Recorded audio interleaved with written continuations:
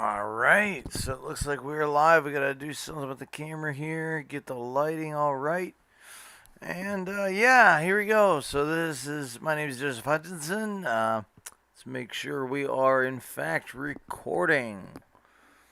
It would appear that we are not. Oh wait, yeah, we are. We're going live. Yeah. Almost thought we had messed up here. So, um, you know, in general, you tend to think of a polity as something that can sort of help itself, I guess. And the reality of that is that it doesn't really work like that. Like if you look over to my left, you'll see we're about to explore some interesting headlines before our special guest gets here. Whether our special guest will be entertaining or not, no promises. But he's a good guy, so he's on. Good people are in short order these days, so we gotta find what we can. So, to give you some background, the Feds pulled back economic aid in face of rising uncertainties. This one pulled my attention on Newsbreak. So, basically, what we got here is file in the September 30th, 2021 photo. Federal Reserve Chairman Jerome Powell testifies during a House Financial Service Committee hearing on Capitol Hill in Washington. Powell says that tangled supply chains and shortages that have been bedeviled the U.S. economy since this summer have gotten worse and will likely keep inflation elevated well into next year. So, very comforting words from Sarah Silbinger. Pool photo. Oh, maybe that's the credit for the photo. I don't know. So then, Washington, Associated Press. If you find the current economy a bit confusing, don't worry. So does the nation's top economic official, Federal Reserve Chair Jerome Powell. So I've heard the name Jerome Powell. I don't know who Jerome Powell is that much, but hey. Uh, you see, at a highly anticipated news conference Wednesday, apparently Powell said the Fed was sticking by its bedrock economic forecast. COVID 19 will eventually fade, which I don't think it will. I think it'll just end up like a flu and we'll have to have a bunch of booster shots and whatnot. But, that's just my opinion, and I'm no doctor or anything. Not yet, anyways. So, I can't really comment. But I can say this. I think we are fearmongering a bit over this whole thing. I think it's been blown out of proportion. Make your decisions. I just got talked to about my vaccination. I said, due to the political controversy surrounding it, I refuse to disclose my vaccine status, even though I am vaccinated. So I will have to get testing. But I believe it is imperative, and it should be your prerogative as a U.S. citizen to fight these draconian measures they are leveraging against you. So that's my take on that. Now, as for the economy is concerned, the Green New Deal, I haven't looked into it in depth, but from what I've seen is there's a lot of spending that people on the Democratic Party, they like to engage in. And an economic foundation has to have both the left and the right, because psychologically speaking, those temperaments are conducive to balance. And when they get out of balance, you get totalitarian regimes, it would seem. At least in my observation. I'm not sure if that's correct. And I made this. This is not just me trying to parrot Jordan Peterson or anything. I've long thought this, and I've noticed that totalitarian regimes tend to mirror each other, whether they're extreme left or extreme right. See, the severity of this current problem, the problems we face in America, are the slogan of unity has been plastered everywhere without actual any attempt to bolster unity amongst people. And when you have this kind of thing where we're talking about economic policies, I don't think Americans understand what this really is.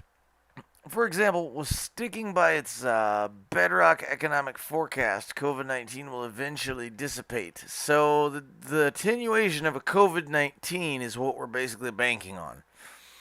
And people will return to the workforce. The economy will strengthen, and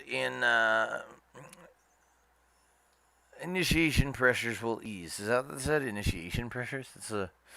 Inflation pressures. I thought that said initiation pressures. What? And yet, the nation's leading economic figure acknowledged that if it isn't at all clear whether, or even whether, when, or even whether things will play out the way he and other Fed officials hope. And so far, they haven't. The Fed won't likely gain a clear view of inflation and the job market, Powell suggested, until the COVID 19 and its economic consequences, reduced travel, diminished spending, supply and labor shortages, further ease. See, the problem with this that I have is that, honestly, these supply and labor shortages were engineered by fiat and media panic. I mean, for young people in my age demographic and above, the deadliness of the virus, I don't know the specific figures, but I'm sure I'm allowed to say it's not that bad. It is, the elderly are at risk. And if you have an underlying heart condition, it's deadlier than the flu. But in general, I think that the decision-making process is up to you. And this concept that they're trying to perpetuate that the unvaccinated are causing a bunch of problems is kind of stupid, because the vaccine is not a guarantee you won't get infected. There are a lot of breakthrough cases, well documented. I don't need to cite any source for that. Let's just look up breakthrough cases. I know my mom's boss got sick with COVID. Yeah, interesting. Very effective vaccine. We were sold.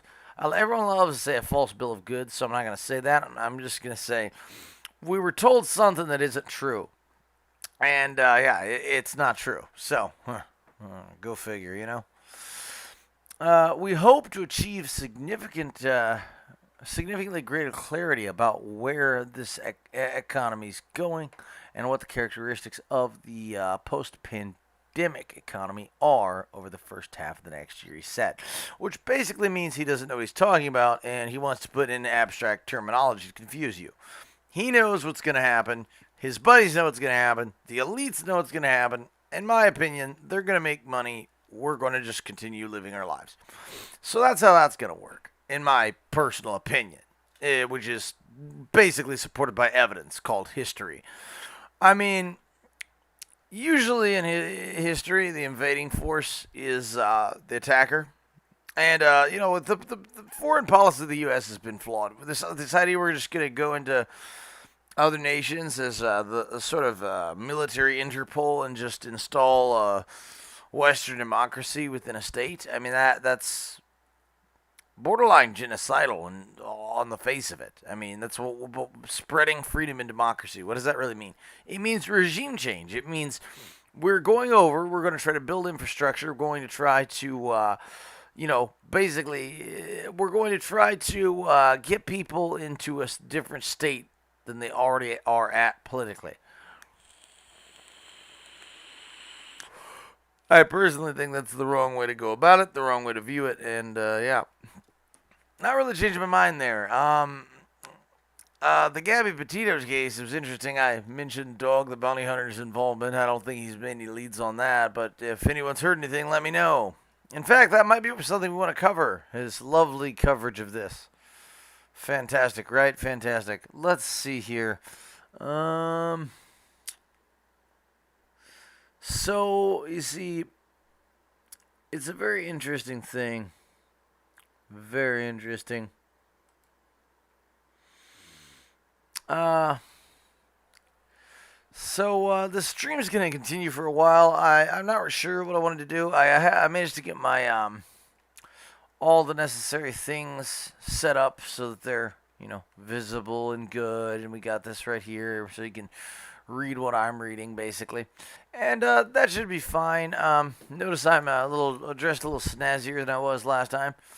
I figure a news show should be something a little more professional. Oh, man, what's wrong with this? It has this coil issue. Well, that's just one headline out of many we could explore. The Gabe Patino case, I haven't heard much about that, so we might as well look into it.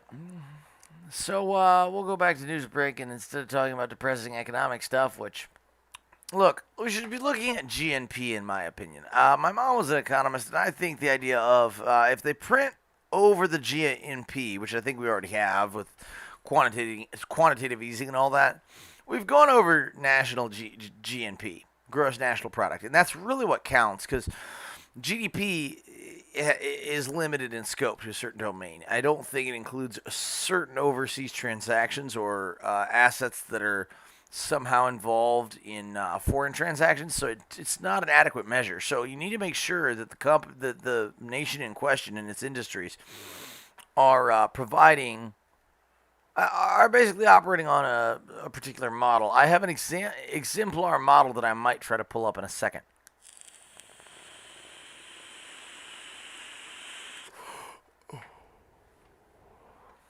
Because I like to try to make models for my own understanding. So, Supreme Court divided in high stakes gun rights case. Now, this is a very interesting one. Gun rights. So, there was a man who was shot, and I saw the full video on Steven Crowder. I saw it on CNN. I saw both sides, the liberal and the. And I do believe I did hear some racial slurs within the confrontation. I'm not sure if these two confrontations are the same confrontation, but I do know the black man was shot after he assaulted a woman, and that is what the video evidence suggests, so I'm not going to say otherwise. So, I am a Palestinian. I am a Levantine Arab. I have Cypriot heritage. I have Turkish heritage, Greek heritage, Southern Italian, Northern Italian, Anatolian, Scythian. I'm just a mutt, man. I am 12% North African. I mean, it's just all sorts of things. So, I mean, I think when it comes to racial issues, as a person of color, I should be allowed to hear, my voice should be heard. And if that's not, I'm going to be very upset. Because I think in the case of, even if someone said some sort of racial epithet, because I saw a comment where they're arguing, well, she did say the N word or something. And I couldn't really make it out. Maybe she did, maybe she didn't. Still, the guy tried to attack her boyfriend. And you attack someone's boyfriend and you get shot? What are you thinking attacking someone's shove his girlfriend, then to try to attack him? He was hitting on her, and then I don't care what your race is. If you do that, you risk getting shot.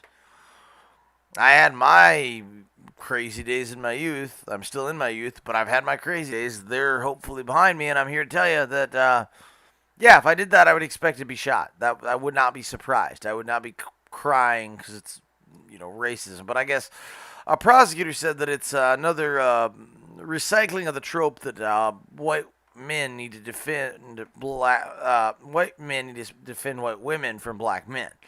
Well, if you look at the actual crime statistics, it does actually give you that kind of vibe because, in general, black people are lower socioeconomic status, and Thomas Sowell does a lot into this. He's, if you want a thinker on the right that you can go to, Noam Chomsky's on the left. They disagree. That's fine. We can have disagreement among your intellectuals. In fact, if you don't, you're wrong. You're almost inherently wrong. I read Chomsky. I read Thomas Sowell. I listen to Jordan Peterson. I'll watch CNN. I don't restrict. That's why I'm giving you this stuff. I'm watching both sides. I'm watching the chess game. This is just me watching the chess game, and I'm showing you the moves. And that's about all I can really do for you. We're going to eventually do a financial analysis segment, which will be nice and fun. But for now, let's read into this. So, a majority of the conservative-leaning U.S. Supreme Court appeared skeptical of New York law restricting gun licenses at a hearing Wednesday. Wednesday. That could lead to looser restrictions on carrying firearms in public. The hearing reflected significant divisions on the branch, which has a 6-3 conservative majority following the nomination of 3 justices by former President Donald Trump. Of course, we have to make Donald Trump into an evil person. Fun fact, I don't know if I mentioned this in previous news shows, but did you know he actually increased the standard deduction? So if you make under $12,000 a year, you do not have to pay taxes. But a bunch of poor people were mad because they didn't get tax returns. Well, the reason you didn't get tax returns is because you weren't taxed. That's why. Because you make under $12,000. But sometimes people don't appreciate what they're given because they can't. Because quality of information dictates quality of behavior.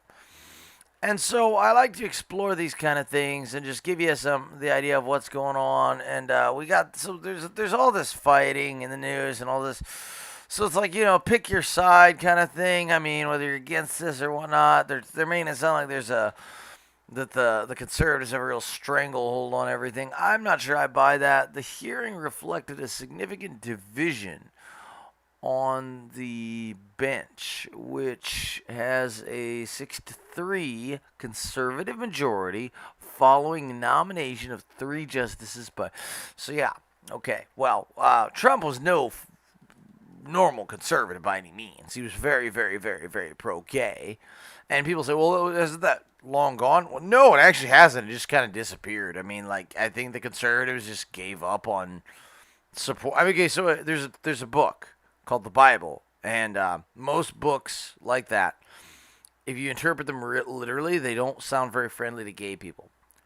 Overall, historically, Islam, I'm not talking about ISIS and the extremist groups, they were actually criticized by the Westerners invading because they were too lax on homosexuality. Because in Islam, you basically have to confess if the caliphate was on properly. I'm not talking about an extremist caliphate that comes over like ISIS or something like that. I'm talking about as it's described in the book. You would basically have to get several witnesses. Now that's been misappropriated to portray it. I guess some backwater rural village would use the same kind of thing where you basically had to have the something similar, only it was really, really, really stringent policy where you had to get a bunch of testimony in order to confirm a girl was raped. And that's wrong. But why'd they go to the backwater to find that? That was cherry-picked. The Muslim countries are not just all backwaters. If they were, well, they wouldn't be countries. I mean, if they were backwater, just mud huts and sand dunes, no one would live there.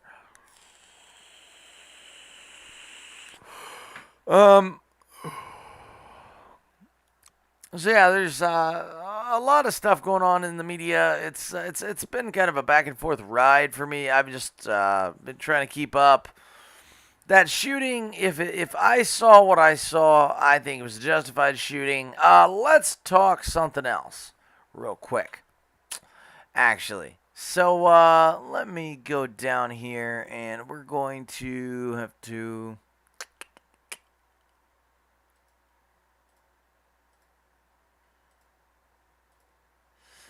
Whoops. There we go. And, yeah. Made a bit of a mistake there. So got our live news thing there. We'll turn that back on in a second.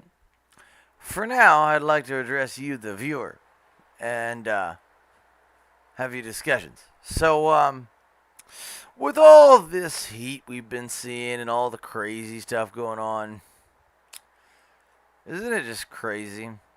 It's just crazy. It's absolutely batshit. So, what do you think of all this? Do you think that the elites are trying to divide us rather than, have us be... do you think Biden really means it when he says unity? I'm a classical liberal myself. I'm just curious because I'm about to probably end the stream off until a later time. But before that, I was going to get into another case. I just don't know if you guys are ready for it.